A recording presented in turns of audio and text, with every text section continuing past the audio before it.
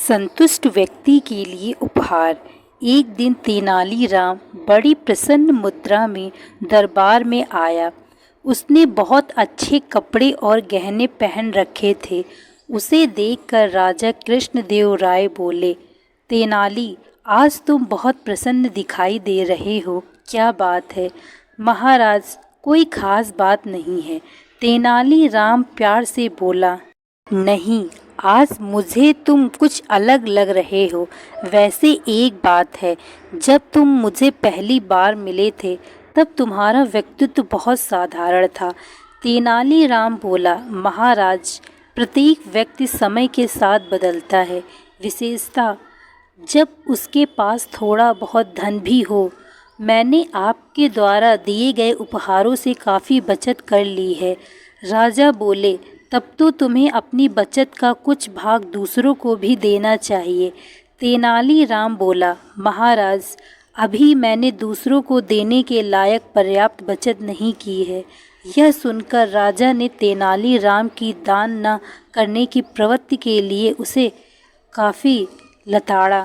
तेनालीराम ने जब देखा कि उसकी बात का राजा बुरा मान गए हैं तो उसने अपनी गलती स्वीकार करते हुए महाराज से पूछा कि उसे क्या दान करना चाहिए। तेनाली, तुम एक भव्य घर बनवाओ और उसे दान दो, इससे तुम्हें प्रसन्नता होगी, राजा ने कहा। तेनालीराम ने राजा की बात मान ली।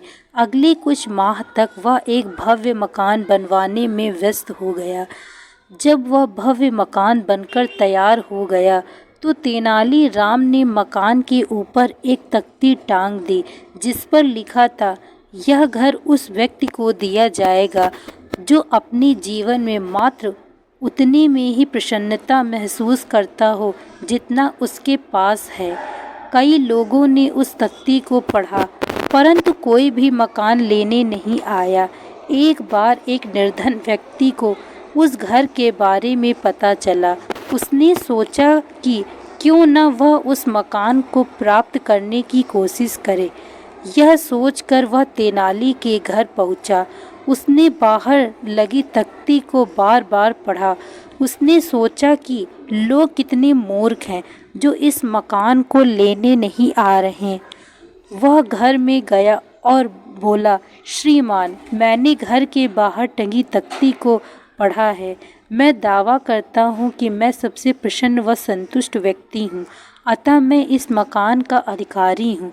इस पर तेनालीराम हंसने लगा और बोला, यदि इस घर के बिना तुम प्रसन्न और संतुष्ट हो तो फिर तुम्हें इस घर की क्या आवश्यकता, और यदि तुम्हें आवश्यकता है तो फिर तुम्हारा दावा गलत है, क्योंकि अगर जो कुछ तुम्हारे पास है तुम उससे संतुष्ट हो तो तुम इसे क्यों मांगोगे। निर्धन व्यक्ति को अपनी भूल का आभास हो गया। उसके बाद उस मकान को मांगने के लिए कोई नहीं आया।